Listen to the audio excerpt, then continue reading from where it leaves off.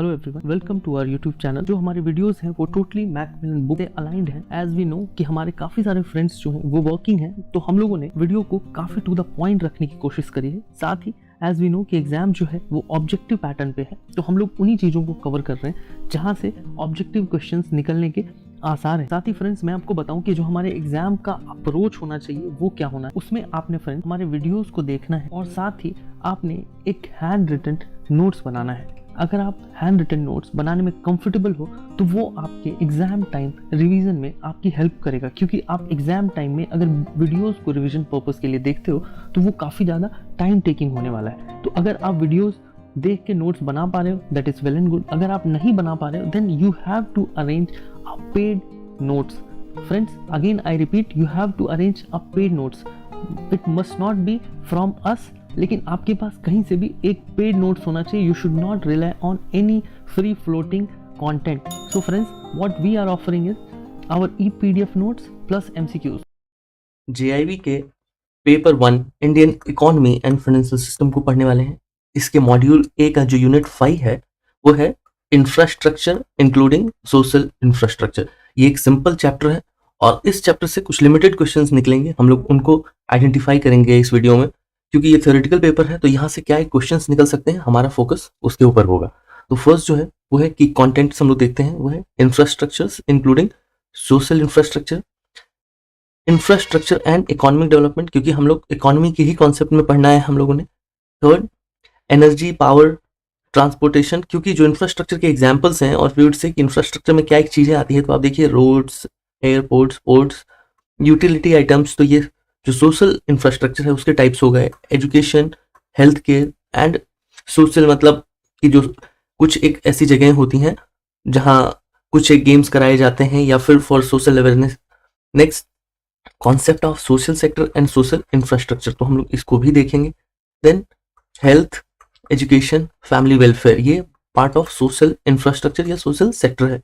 और फिर जो हेल्थ इंफ्रास्ट्रक्चर में डेवलपमेंट हुआ है वो देखेंगे। तो ये मैंने बताया है छोटा चैप्टर है, इसमें आप पॉइंट टू पॉइंट नोट्स बनाते जाएंगे, क्योंकि चीज़ें थ्योरेटिकल होंगी। तो बजाय कि हम लोग थ्योरी के ऊपर ध्यान दें, हम जो यहाँ से वन लाइनर्स होंगे उसके ऊपर ध्यान देंगे।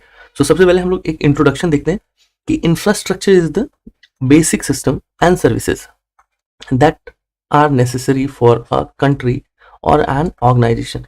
मतलब कि अगर हम लोग एक कॉलेज की बात करते हैं या एक स्कूल की बात करते हैं, तो वो कोई भी स्कूल है, अगर हमको उसको चलाना है तो उसके लिए क्या चाहिए, इंफ्रास्ट्रक्चर। उसका इंफ्रास्ट्रक्चर क्या होगा उस स्कूल के कॉन्टेक्स्ट में, एक बिल्डिंग तो होना ही चाहिए, साथ ही वहां पर टॉयलेट्स, वाटर, प्लेग्राउंड, जो बेसिक चीजें हैं इंफ्रास्ट्रक्चर, तो वैसी चीजें होनी चाहिए। इलेक्ट्रिसिटी, तो आप देखिए कि वही सारी चीजें हैं in context of even school college. तो building, transportation, water, power supply, तो वही कि मतलब फिर अगर कंट्री के कॉन्टेक्स्ट में बात करते हैं वहां भी ये सारी बेसिक चीजें हैं जो रिक्वायर्ड है, और उसी को हम लोग इंफ्रास्ट्रक्चर की तरह देखते हैं। सो इंफ्रास्ट्रक्चर इंडिया में जो था वो ऑलवेज गवर्नमेंट फॉर कंट्री के कॉन्टेक्स्ट में गवर्नमेंट ही फंड करती है, और गवर्नमेंट के पास जो फंड्स है ना वो बहुत लिमिटेड है, क्योंकि गवर्नमेंट जो है वो उनके पास जो सोर्स ऑफ अर्निंग है वो भी लिमिटेड है। तो उनका जो प्राइम फोकस होता है ना वो होता है कि वो अपने फंड्स को हेल्थ एंड एजुकेशन की तरफ यूटिलाइज करें। तो ऐसे सिचुएशन में क्या होता है कि जो गवर्नमेंट है वो प्राइवेट सेक्टर्स को भी इनकरेज करती है, उनको कहती है कि आप इंफ्रास्ट्रक्चर में को स्टैब्लिश करने में गवर्नमेंट की मदद करें, which will help the economy. तो इसको कहते हैं पब्लिक प्राइवेट पार्टनरशिप। तो ये बार बार आएगा, PPP, this is going to be 1 mark question. तो आप ये देख लेंगे कि पीपीपी क्या है, क्योंकि होता क्या है कि अगर हम लोग पब्लिक सेक्टर्स की बात करें कि अगर एक कंपनी है, वो कंपनी किसी गांव में जाके अपना प्लांट लगाती है, तो वहां क्या है कि उस प्लांट से लोगों को एम्प्लॉयमेंट तो मिल रहा है, साथ ही साथ फॉर मेनी जनरेशंस वहां जो पॉल्यूशन हो रहा है, वहां जो गैसेस निकल रही हैं, उससे वेस्ट वाटर निकल रहा है, उससे उस सोसाइटी के लिए कुछ नुकसान हो रहा है। तो उसके लिए जो प्राइवेट सेक्टर्स हैं वो क्या करते हैं, वो सीएसआर करते हैं। सीएसआर मतलब ये कॉर्पोरेट सोशल रिस्पॉन्सिबिलिटी। अगेन ये एक 1 मार्क क्वेश्चन है कि सीएसआर क्या होता है, अभी ये आगे हम लोग देखेंगे। तो ये करती हैं, और इसमें क्या है कि वो स्कूल्स बनवाती हैं, वो कॉलेजेस बनवाती हैं, वो प्लेग्राउंड्स, वो पार्क्स बनवाते हैं। तो ऐसे, तो इस तरह से क्या है कि जो इंफ्रास्ट्रक्चर डेवलपमेंट है वो एक वी वुड से कि 2 टर्म एक्सरसाइज है, कि एक तो कि जो गवर्नमेंट अपनी तरफ से करती है, और दूसरा कि गवर्नमेंट जो है वो प्राइवेट सेक्टर से भी कहती है, उनको एनकरेज करती है ताकि वो इंफ्रास्ट्रक्चर की तरफ इन्वेस्ट करें। अभी हम लोग देखते हैं कि जो national investment and infrastructure fund NIIF was introduced by government of India to improve infrastructure finance in country. तो ये जो होगा ये बैंक के कॉन्टेक्स्ट में है कि फाइनेंस की जहां से बात आएगी वहां बैंक आएगा, और इसको ध्यान रखने के लिए एक इंस्टीट्यूशन है that is national investment and infrastructure fund. तो आप इसको भी देख लेंगे, ये एक 1 मार्क क्वेश्चन है। अभी हम लोग यहाँ बात करते हैं कि इंफ्रास्ट्रक्चर इंक्लूडिंग सोशल इंफ्रास्ट्रक्चर। तो इंफ्रास्ट्रक्चर को हमने ऑलरेडी देख लिया है प्रीवियस स्लाइड में कि जो इंफ्रास्ट्रक्चर है that is road, airport, port, ऐसे करके जितनी चीजें हैं वो इंफ्रास्ट्रक्चर है फॉर एन इकोनॉमी। लेकिन अभी हम लोग सोशल इंफ्रास्ट्रक्चर की बात करते हैं। तो पहले सोशल इंफ्रास्ट्रक्चर को एक रफ आइडिया में समझते हैं कि सोशल इंफ्रास्ट्रक्चर होता क्या है। सोशल इंफ्रास्ट्रक्चर जो है वो है कि includes the construction and maintenance of facilities that supports social services. तो एक तो है कि इंफ्रास्ट्रक्चर, सिर्फ इंफ्रास्ट्रक्चर, वहां पे ऐसे सोशल सर्विसेज का कॉज नहीं आएगा, वहां पे है कि ओवरऑल इकोनॉमिकल ग्रोथ की बात होगी कि पूरे इकोनॉमी के ग्रोथ के हिसाब से जो इंफ्रास्ट्रक्चर बनाए जाते हैं वो हो गए overall infrastructure for a country. लेकिन वहीं सोशल मतलब कि जो सोशल सर्विसेज के ऊपर जिनका ध्यान होगा। अभी social services includes health care, तो हेल्थ केयर मतलब मेडिकल फैसिलिटीज बनाएंगे। एंसिलरी इंफ्रास्ट्रक्चर मतलब कि जो छोटे छोटे हेल्थ केयर्स होते हैं वो हो गए, या फिर हेल्थ रिलेटेड जो फार्मास्यूटिकल कंपनीज हैं, या फिर जो और हेल्थ रिलेटेड आसपास की जो चीजें हैं वो। वहीं एजुकेशन की बात करें तो स्कूल, यूनिवर्सिटीज, स्टूडेंट्स के लिए एकोमोडेशन, हॉस्टल्स और हाउसिंग। तो बेसिकली जो है वो यहाँ पे ये सारी चीजें हैं। This is ETC, it can not be that यही सारी चीजें हैं। ये एक बेसिक अंडरस्टैंडिंग की क्लास है जहां पे आपको, क्योंकि यहाँ से कुछ भी टू द पॉइंट ऐसे पूछने का स्कोप नहीं होता है, ये एक जनरल क्वेश्चन है, बहुत सारे लॉजिकल क्वेश्चंस भी यहाँ आएंगे। तो आप अगर इन कॉन्सेप्ट्स को समझ जाएंगे तो आप वो खुद भी मार्क कर सकते हैं। Next, social infrastructure is important for the economy. क्यों? क्योंकि it improves humans productivity and efficiency through facilities of education, health, housing. मतलब क्या है कि अगर एक ह्यूमन है वो थोड़ा पढ़ा लिखा है then he'll be a good labour, अगर वो हेल्दी है then he'll be a good labour. तो ऐसे करके कि इन फ्यूचर, क्योंकि एक ह्यूमन जो है वो इकोनॉमी में कंट्रीब्यूट करने वाला है, क्योंकि उसको जो अपना ब्रेड एंड बटर परचेज करना है वो इस इकोनॉमी से ही कमाना है। तो वो अगर इस इकोनॉमी में जब एम्प्लॉयमेंट के लिए जाएगा और अगर उसके पास जो बेसिक फैसिलिटीज थी और उसकी वजह से वो अगर स्किल्ड है तो that will contribute to economy only. तो this consist education, medical facilities, sanitation, housing, drinking water, ETC। तो यहाँ क्या है ना कि मोस्ट ऑफ द चीजें रिपीट होने वाली हैं, तो आपको बस ये ग्रैब करना है कि इस चैप्टर का कोर क्या है, क्योंकि कोर क्वेश्चन ही आएंगे। सो अगर हम लोग फिर से आते हैं कि इंफ्रास्ट्रक्चर इंक्लूडिंग सोशल इंफ्रास्ट्रक्चर, ये क्या है? ये एज पर मैकमिलन एक चैप्टर, एक यूनिट के अंदर एक पार्ट है। So economic infrastructure ensures labours and capital mobility within और बिटवीन द इकोनॉमीज। की मतलब ये क्या है कि ये इकोनॉमी के अंदर भी ये चीजें जो है वो मूव होती हैं, और साथ ही दो डिफरेंट इकोनॉमीज, मतलब कि जो हमारे लोग हैं वो इंडिया के अंदर भी अलग अलग जगहों पे काम कर रहे हैं और इंडिया के बाहर दूसरे कंट्रीज में दूसरे इकोनॉमी के लिए भी काम कर रहे हैं। वहीं कैपिटल मोबिलिटी क्या है? तो हम लोग कैपिटल मोबिलिटी को इन अ सिंपल टर्म एक बार समझते हैं। तो ये क्या है कि देखिए, move the capital from one area to another area और typically from one country to another country. मतलब कि अगर देखिए इंडिया के कॉन्टेक्स्ट में बात करें तो कैपिटल मोबिलिटी का मतलब हुआ कि अगर किसी एक सेक्टर में पैसा ज्यादा है तो उसको कहीं और मूव करना, या फिर कि जो अगर हम लोग एक समय हमने सेक्टरल ग्रोथ की बात की थी तो वहां क्या था कि जो कैपिटल है वो एक सेक्टर में ज्यादा है तो उसको दूसरे सेक्टर में ट्रांसफर करना। तो इंफ्रास्ट्रक्चर जो है, इकोनॉमिक इंफ्रास्ट्रक्चर, वो इंश्योर करता है कि ओमनी डायरेक्शनल ग्रोथ हो, सारे ही जो सेक्टर्स हैं ना वो ग्रो करें। उसके लिए क्या है कि किसी सेक्टर के पास अगर ज्यादा रिसोर्सेज हैं जो उनकी रिक्वायर्ड है उससे ज्यादा, तो उसको दूसरे सेक्टर में कैपिटल मोबिलिटी के थ्रू हम लोग ट्रांसफर करते हैं। अभी यही क्या है कि इंफ्रास्ट्रक्चर जो है वो जॉब क्रिएशन करती है एंड उनकी पॉसिबिलिटीज, क्योंकि अगर इंफ्रास्ट्रक्चर में अगर एक स्कूल बन रहा है, कॉलेज बन रहा है, तो वहां पे बनने के बाद तो उसका वैल्यू एडिशन वो ह्यूमन लाइफ में करेगा, वो अलग बात है, लेकिन जब बन रहा है उस टाइम पे उसमें एम्प्लॉयमेंट आता है। अभी मेट्रो सर्विसेज आ रही हैं तो मेट्रो एक ह्यूज एम्प्लॉयमेंट लेके आती है। तो उस तरह से infrastructure include roads, ports, airports, bridge, railways अब ये जितने भी हैं आप देखो कि यहाँ पे हर जगह एम्प्लॉयमेंट का बहुत ज़्यादा स्कोप है और ये हमारे लाइफ को बहुत ईज देती हैं, मतलब हमारे लाइफ को बहुत ईजी बनाती हैं। अभी यहीं पे हम लोग देखते हैं कि इंफ्रास्ट्रक्चर के दो एस्पेक्ट्स हैं, एक है हार्ड एंड एक है सॉफ्ट। यहाँ से अगेन 1 मार्क क्वेश्चन एक आ सकता है कि जो फिजिकल इंफ्रास्ट्रक्चर सॉफ्ट वाला जो है वो सोशल इंफ्रास्ट्रक्चर होने वाला है। यहाँ फिजिकल नेटवर्क होता है और इसमें क्या है कि this is essential to keep economy running, क्योंकि जब हम लोग सोशल की बात करते हैं तो वहाँ ह्यूमन रिलेटेड बातें होंगी। यहाँ पे हम लोग रोड्स, पोर्ट्स, एयरपोर्ट्स, पाइपलाइंस, और वही यहाँ हम लोग financials, educational, health care and law enforcement organise, मतलब कि इस साइड में सॉफ्ट को आप ह्यूमन के पॉइंट ऑफ व्यू से देख सकते हैं, जिसको बोलो आप सोशल पॉइंट ऑफ व्यू से देख सकते हो। इसको आप ओवरऑल इकोनॉमी, ओवरऑल मतलब पूरे कंट्री की इकोनॉमी के पॉइंट ऑफ व्यू से देख सकते हो। तो अभी हम लोग नेक्स्ट स्लाइड की तरफ चलते हैं कि यहाँ देखें एनर्जी, पावर, ट्रांसपोर्ट सिस्टम, इनसे रिलेटेड क्या इन्फॉर्मेशन है हमारे पास। तो देखिए काफ़ी चीज़ें रिपीट होंगी लेकिन आपको इसी को रिटेन करने की कोशिश करना है। बाकी हम आपको बताते जाएंगे कि किन जगहों पे आपको अपने नोट्स में चीज़ें जॉट डाउन करनी है। अगर आप नोट्स बनाते हैं that is well and good. अगर आप नोट्स नहीं बना पा रहे हैं किसी भी कारण से तो ऐसे केस में आप हमारे ई-पीडीएफ के लिए हमको कॉन्टैक्ट कर सकते हैं। तो देखिए सबसे पहले है एनर्जी इंफ्रास्ट्रक्चर। तो ये है large scale energy transmission from producer to consumer. Consumer कौन होने वाला है, हम और आप। प्रोड्यूसर कौन होने वाला है, द कंपनी हु प्रोड्यूसेस। तो इसमें क्या है कि देखिए नेचुरल गैस पाइपलाइन, उसका स्टोरेज एंड डिस्ट्रीब्यूशन टर्मिनल्स, मतलब इसको जो एंड यूजर्स तक पहुंचाना है वो। वहीं पेट्रोलियम पाइपलाइंस, क्योंकि आपको पता है कि फॉरेन से जो हमारे वहाँ पेट्रोलियम्स आते हैं वो ऐसे तो है नहीं कि उसको कंटेनर से लेने जाते हैं अपन, उसके लिए पाइपलाइंस हैं जिसके थ्रू वो आता है।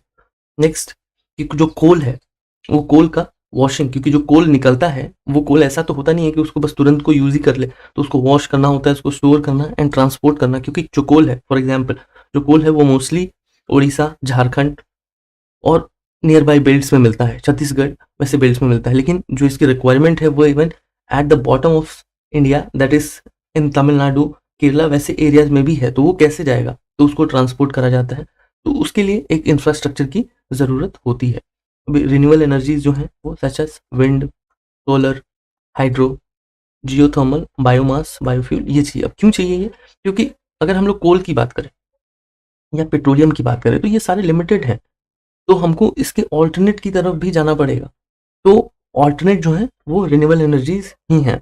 अभी India's initiative in renewable energy, तो इंडिया का क्या इनिशिएटिव है, तो इंडिया ने काफ़ी सारे रिन्यूएबल एनर्जी पावर प्लांट्स जो हैं वो इस्टेब्लिश किए हैं और उसके हिसाब से जो 92.56 गीगावाट एक्सक्लूडिंग हाइड्रो, हाइड्रो मतलब वाटर, तो वाटर को छोड़ के जो सिर्फ बाकी के रिन्यूएबल सोर्सेज हैं, विंड, सोलर, जियोथर्मल, यहाँ हम हाइड्रो को तो छोड़ देंगे, कि इनसे जो है वो 92.54 गीगावाट का जो इलेक्ट्रिसिटी है वो प्रोड्यूस हो रहा है और उससे काफ़ी सारी कंपनी चल रही हैं, उससे लोगों के घर पे बिजली आ रही है। अभी यहाँ एक 1 मार्क क्वेश्चन है ये डाटा के साथ, क्योंकि ये डाटा मैकमिलन बुक का डाटा है तो मे बी, और आउट ऑफ दिस कि ऑड वन आउट कि कौन सा जो है वो रिन्यूएबल एनर्जी का पार्ट नहीं है। तो ऐसे करके यहाँ से एक क्वेश्चन पिक हो सकता है। Globally today India stands 4th इन आरई पावर कैपेसिटी, कि रिन्यूएबल एनर्जी में इंडिया 4th है और विंड पावर में भी 4th है एंड सोलर पावर कैपेसिटी में 5th है। तो अगेन यहाँ से एक 1 मार्क क्वेश्चन है, क्योंकि अगर कोई चैप्टर बुक में है तो श्योरली वहाँ से क्वेश्चन आना है। वी डू नॉट नो कि क्वेश्चन कितना आएगा, बट क्वेश्चन को तो आना ही है। तो हमको वेल प्रिपेयर्ड रहना है इन टर्म्स ऑफ कि कोई भी क्वेश्चन आता है तो we should attempt it rightly.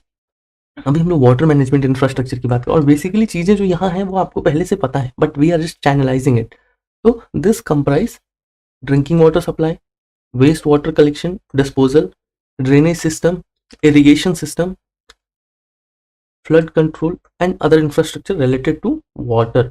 अभी यहीं पे कि अनट्रीटेड सीवेज वेस्टेज जो है वो एक बहुत मेजर कॉज है किसका, surface and ground water pollution का। क्योंकि अल्टीमेटली गंदा पानी हो या अच्छा पानी हो उसको अल्टीमेटली जाना अंदर ही है। तो वो जो है अगर हम लोग उसको ट्रीट करके अंदर नहीं भेजते हैं तो जब उसको अर्थ एब्जॉर्ब करता है सरफेस, तो वो क्या है कि वो जो वाटर, जो इनिशियल वाटर लेवल है उसको पॉल्यूट करता है। तो इसको लेके इंडिया के अंदर देखिए इसको भी देखना है, क्योंकि ये एक इंपॉर्टेंट है। द फर्स्ट लेजिस्लेटिव मेजर कहाँ, अक्रॉस द ग्लोब था, across the globe. So again 1 mark question. The water prevention and control of pollution act 1974 to issue water pollution and conservation in energy. यहाँ ये एक 1 mark question है. अभी हम लोग communication infrastructure की बात करते हैं. तो कम्युनिकेशन आपको पता है कि एक इन्फॉर्मेशन को दूसरे इन्फॉर्मेशन तक पहुंचाना, आइदर इट इज पोस्टल, पुराने जमाने वाला, अभी भी इस्तेमाल होता है, telephonic networks, mobile phone networks, towers, television, radio, internet, satellites, ये सब जो है वो इंफ्रास्ट्रक्चर है इसके कम्युनिकेशन के. अभी जो हमारी गवर्नमेंट ने कम्युनिकेशन के ऊपर काम किया है वो क्या है, इस इंडस्ट्री को बूस्ट करने के लिए. तो देखिए, जो पहले एफडीआई था ना, वो अप टू 74% ही था, कि कोई भी अगर टेलीकॉम सेक्टर में कोई इन्वेस्ट कर रहा है तो वहाँ 16% जो है वो गवर्नमेंट रहने वाली थी.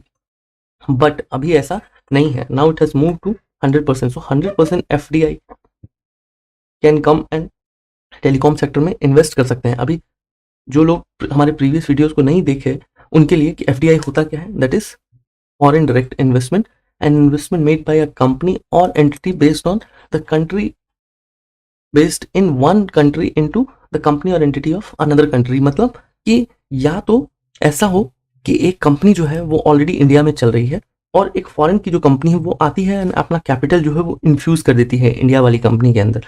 और वहीं दूसरा एक और सिनेरियो है कि एक जो यूएस की कंपनी है या यूके की कंपनी है वो डायरेक्टली इंडिया में आती है, लाइसेंस लेती है और अपना बिजनेस 100% तरीके से शुरू करती है. तो पहले जो है वो फर्स्ट सिनेरियो था कि लाइक इंडियन वेंचर के साथ शुरू करना होता था. वहीं अब जो है दैट इज कि वो डायरेक्टली आके 100% अपना जो कंट्रीब्यूशन है वो दे के अब कंपनी को स्टैब्लिश कर सकते हैं. इन 2020 गवर्नमेंट अप्रूव पीएलआई. पीएलआई क्या है, production incentive scheme for large scale electronics manufacturing. अभी आपको पता होगा कि इलेक्ट्रॉनिक्स जो है वो one of the sensational subject है, क्योंकि आइदर मोबाइल, टीवी, कोई भी एक डिवाइस हो वहाँ पे इलेक्ट्रॉनिक डिवाइसेस की जरूरत होती ही है.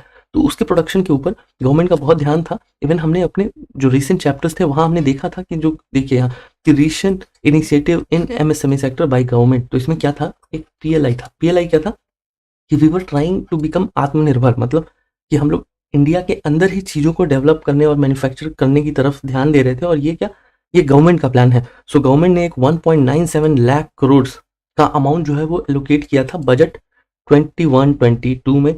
और ये क्या था, अंडर पीएलआई प्रोग्राम्स. और इसमें इन्होंने 13 सेक्टर्स को, इंपॉर्टेंट सेक्टर्स को आइडेंटिफाई किया था. So out of that one was telecom, electronics, ये सारे. तो देखिए, जहां भी टॉपिक्स जो है ना वो अगर रिपीट होते हैं चैप्टर्स में, इसका मतलब है कि ये जो रिपीट हो रहे हैं चैप्टर वाइज चैप्टर, ये एक प्रीवियस चैप्टर में भी वो टॉपिक आया है, फिर से आगे भी आ रहा है. इट मीन्स कि यहाँ क्या होना है कि हो सकता है कि यहाँ से क्वेश्चन बन जाए. तो इसमें क्या था कि पीएलआई, प्रोडक्शन इंसेंटिव, कि अगर कोई कंपनी है वो प्रोडक्शन में अपना हाथ लगाती है तो अगर वो कोई लोन लेती है तो उसमें क्या है कि गवर्नमेंट का एड मिलेगा उनको.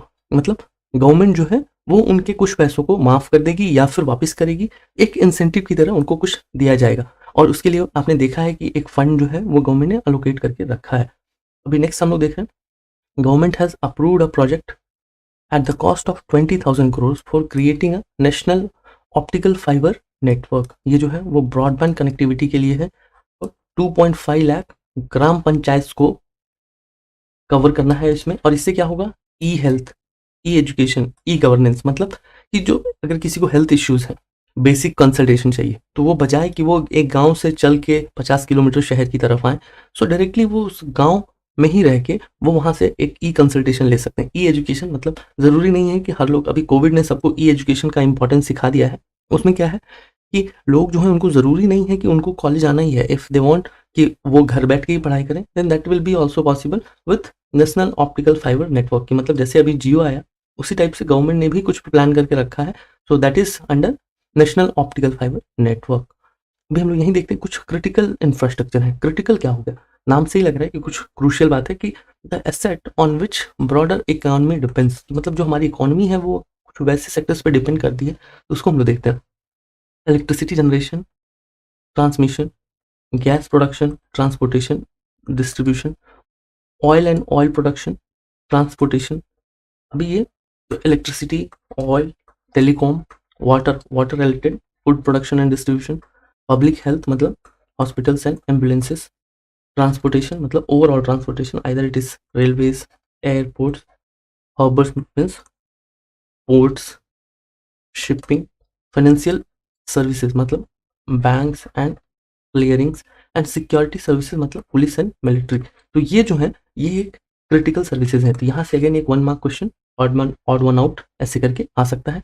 अभी concept of social structure, social sector and social infrastructure, ये क्या है? तो इसको बहुत सिंपली समझते हैं कि सोशल सेक्टर जो है usually defined as dealing with social and economic activities carried for the purpose of benefiting society. इन दोनों को मिला के हमने ऑलरेडी एक टर्म सोशियो इकोनॉमिक टर्म पढ़ा हुआ है। तो ये वही बात है कि कुछ ऐसा करना जिससे कि हमारी जो सोसाइटी है वहाँ को भी मदद मिले और हमारी इकोनॉमी को भी मदद मिले। तो जैसे अगर हेल्थ इंफ्रास्ट्रक्चर की बात हो रही है, एजुकेशन की बात हो रही है, वाटर ट्रांसपोर्टेशन, मतलब अगर बेसिक हम लोग बात करें तो अगर एक बंदा है उसको इन फ्यूचर फिर खुद को जो है खुद की सर्विसेज जो है वो इंडिया के अंदर ही देनी है, तो एक बंदा है जो बिल्कुल भी पढ़ा लिखा नहीं है, वो हेल्दी भी नहीं है, और दूसरा बंदा है वो पढ़ा लिखा भी है, हेल्दी भी है, तो who will contribute more? Then obviously कि जो पढ़ा लिखा है और जो हेल्दी है वही कंट्रीब्यूट करेगा। तो ये वही बात है कि जो बेसिक वैसे infrastructure, most of the infrastructure जो है वो सोशियो इकोनॉमिक ही होते हैं। और यहीं पे हम लोग ट्रांसपोर्टेशन, एग्रीकल्चर, अलाइड एक्टिविटी ये देख रहे हैं कि कौन कौन से इंफ्रास्ट्रक्चर जो है वो इसके अंदर आते हैं, कि such as water, forest, land welfare programmes जो हैं ये भी जो है वो सोशल सेक्टर के ही पार्ट हैं।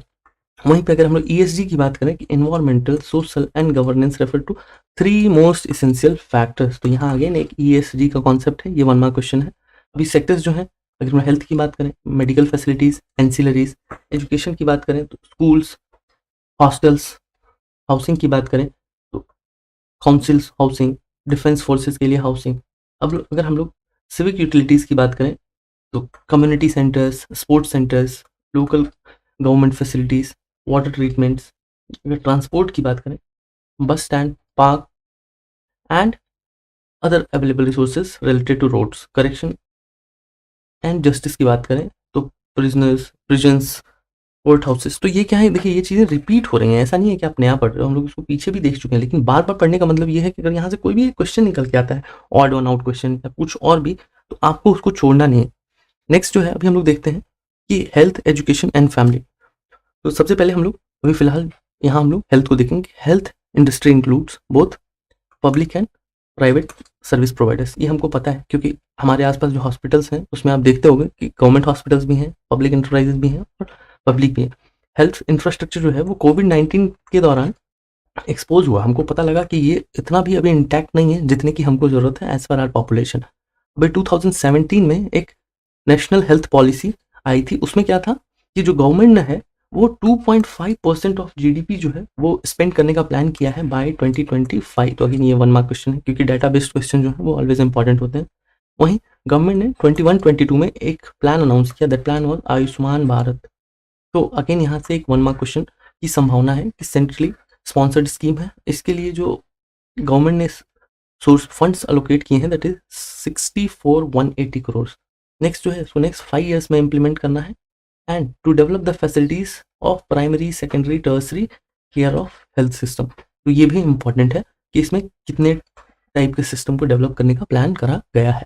अभी हम लोग यहीं एजुकेशन की बात करें, एजुकेशन में क्या है कि देखिए यहाँ पे क्या था कि कॉन्स्टिट्यूशन के 86th अमेंडमेंट, मतलब जो 86th अमेंडमेंट हुआ था एक्ट में, उसमें क्या था कि जो आर्टिकल 21A है उसमें कुछ थोड़ी बहुत चीज़ें अमेंड करी गई कि provide free and compulsory education to all the children aged 6 to 14 years as the fundamental rights और राइट टू एजुकेशन।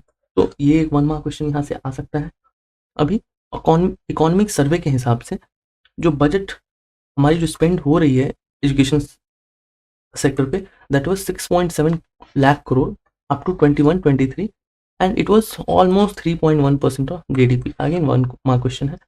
अभी यहीं पे एक नेशनल एजुकेशन पॉलिसी, और ये जो है अभी 2022 में एक न्यू पॉलिसी इंट्रोड्यूस हुई है और इस पॉलिसी को इन्होंने रिप्लेस किया है 34 ईयर्स ओल्ड पॉलिसी। जो ओल्ड पॉलिसी थी वो 1986 की थी, ये डाटा भी आपको ध्यान रखना है। और जो न्यू नेशनल एजुकेशन पॉलिसी है उसके लिए 4 पिलर्स हैं, ये एक BBI क्वेश्चन है।